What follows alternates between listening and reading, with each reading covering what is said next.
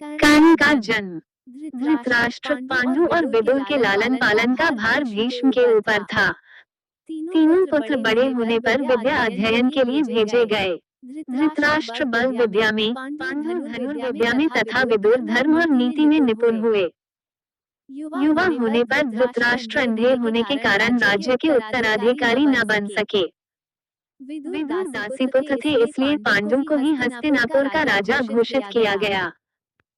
भीष्म ने धृतराष्ट्र का विवाह गांधार की राजकुमारी गांधारी से कर दिया।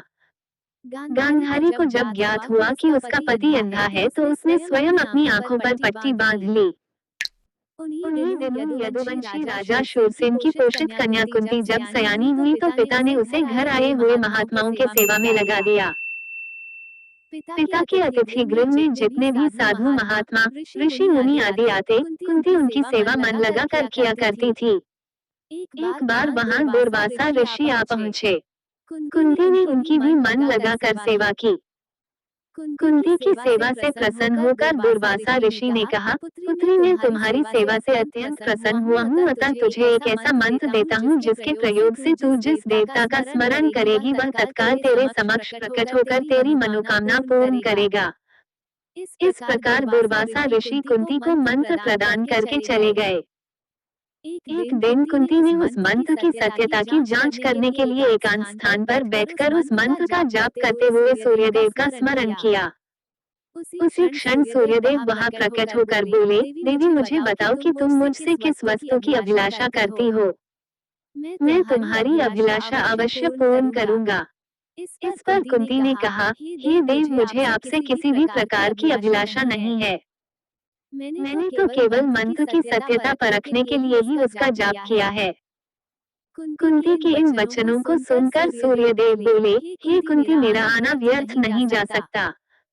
मैं तुम्हें एक अत्यंत पराक्रमी तथा दानशील पुत्र प्रदान करता हूँ। इतना कहकर सूर्यदेव अंतर्ध्यान हो गए। कुंती ने लज्जावश ये बात किसी से नहीं कह सकी। समय आने पर उसके गर्भ से कवच कुंडल धारण किए हुए एक पुत्र उत्पन्न हुआ। कुंती ने उसे एक मंजूषा में रखकर रात्रि बेला में गंगा में बहा दिया। वह बालक बहता हुआ उस स्थान पर पहुंचा जहां पर धृतराष्ट्र का सारथी अधीर अपने अश्व को गंगा नदी में जल पिला रहा था। उसकी दृष्टि कवच कुंडल धारी शिशु पर पड़ी। अधीर निसंतान था, इसलिए उसने बालक को अपने छाती से लगा लिया और घर ले जाकर उसे अपने पुत्र के जैसा पालने लगा। उस बालक के कान अति सुंदर थे, इसलिए उसका नाम कर्ण रखा गया। कर्ण गंगा जी में बहता हुआ जा रहा था कि महाराज धृतराष्ट्र के सारथी अधीर और उनकी पत्नी राधा ने उसे देखा और उसे गोद ले लिया और उसका लालन पालन करने लगे। कुमार अवस्था से ही कर्ण की रुचि अपने पिता अधीर के समान रथ चलाने की बजाय युद्धकला में अधिक थी। कर्ण और उसके पिता अधीर आचार्य द्रोण से मिले, जो कि उस समय युद्धकला के सर्वश्रेष्ठ आचार्यों में से एक थे। द्रोणाचार्य उस समय कुरु राजकुमारों को शिक्षा दिया करते थे।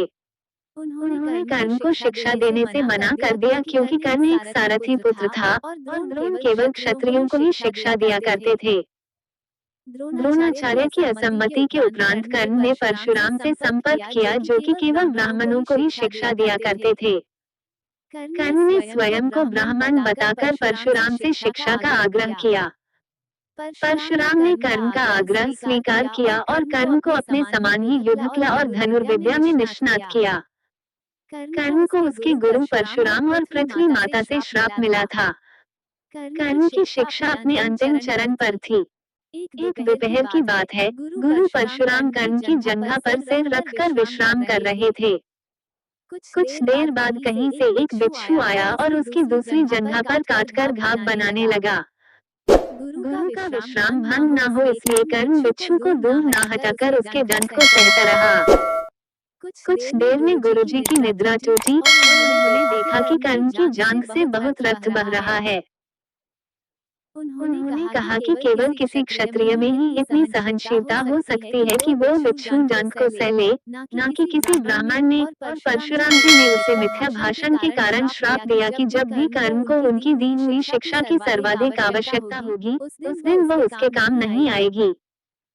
कर्ण, जो कि स्वयं ये नहीं जानता था कि वो किस वंश से है, ने अपने गुरु से क्षमा मांगी और कहा कि उसके स्थान पर यदि कोई और शिष्य भी होता तो वो भी यही करता।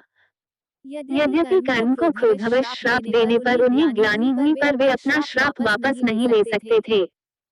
तब उन्होंने कर्ण को अपना विजय नामक धनुष प्रदान किया और उसे ये आशीर्वाद दिया कि उसे वो वस्तु मिलेगी जिसे वह सर्वाधिक चाहता है, अमिट प्रसिद्धि। कुछ लोककथाओं में माना जाता है कि बिच्छू के रूप में स्वयं इंद्र थे, जो उसकी वास्तविक क्षत्रिय पहचान को उजागर करना चाहते थे। परशुराम जी के आश्रम से जाने के पश्चात कर्ण कुछ समय तक भटकता रहा। इस दौरान वह शब्द भेदी विद्या सीख रहा था। अभ्यास के दौरान उसने एक गाय के बछड़े को कोई वनीय पशु समझ लिया और उस पर शब्दभेदी बाण चला दिया और बछड़ा मारा गया। तब उस गाय के स्वामी ब्राह्मण ने कर्ण को श्राप दिया कि जिस प्रकार उसने एक असहाय पशु को मारा है, वैसे ही एक दिन वह भी मारा जाएगा जब वह सबसे अधिक असहाय होगा और जब उसका सारा ध्यान अपने शत्रु से कहीं अलग किसी और काम पर होगा। इस प्रकार कर्ण परशुराम का एक अत्यंत परिश्रमी और निपुण शिष्य बना। कर्ण दुर्योधन के आश्रय में रहता था। गुरु द्रोणाचार्य ने अपने शिष्यों की शिक्षा पूरी होने पर हस्तिनापुर में एक रंगभूमि का आयोजन करवाया। रंगभूमि में अर्जुन विशेष धनुर्विद्या युक्त शिष्य प्रमाणित हुआ। तभी कर्ण रंगभूमि में आया और अर्जुन द्वारा किए गए कर्तव्यों को पार करके उसे द्वंद्व युद्ध के लिए ललकारा।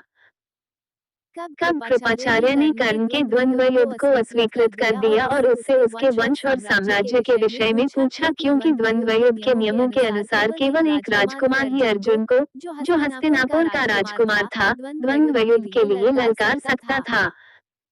तब कौरवों में सबसे ज्येष्ठ दुर्योधन ने कर्ण को अंगराज घोषित किया, जिससे वह अर्जुन से द्वंद्व युद्ध के योग्य हो जाए। जब कर्ण ने दुर्योधन से पूछा कि वो उससे इसके बदले में क्या चाहता है, तब दुर्योधन ने कहा कि वो केवल ये चाहता है कि कर्ण उसका मित्र बन जाए। इस घटना के बाद महाभारत के कुछ मुख्य संबंध स्थापित हुए, जैसे दुर्योधन और कर्ण के बीच सुदृढ़ संबंध बने, कर्ण और अर्जुन के बीच तीव्र प्रतिद्वंद्विता और पांडवों तथा कर्ण के बीच वैमनस्य।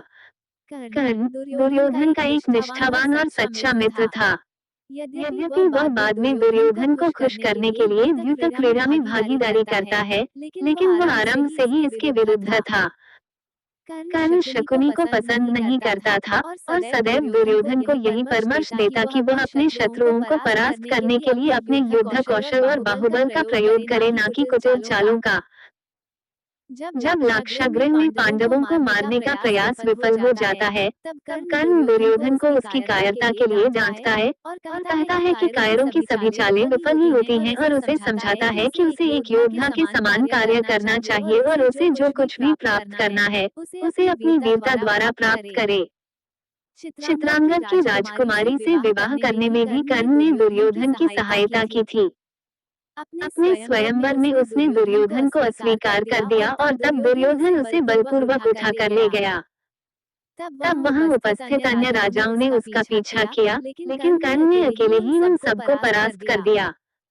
परास्त राजाओं में जरासंध, शिशुपाल, दंतवक्र, साल और रुक्मी इत्यादि थे। कर्ण की प्रशंसा स्वरूप जरासंध ने कर्ण को मगध का एक भाग दे दिया। भीम ने बाद में श्री कृष्ण की सहायता से जरासंध को परास्त किया, लेकिन उससे बहुत पहले कर्ण ने उसे अकेले परास्त किया था। कर्ण ही ने जरासंध की इस दुर्बलता को उजागर किया था कि उसकी मृत्यु केवल उसके धड़ को पैरों से चीरकर दो टुकड़ों में बांटकर हो सकती है।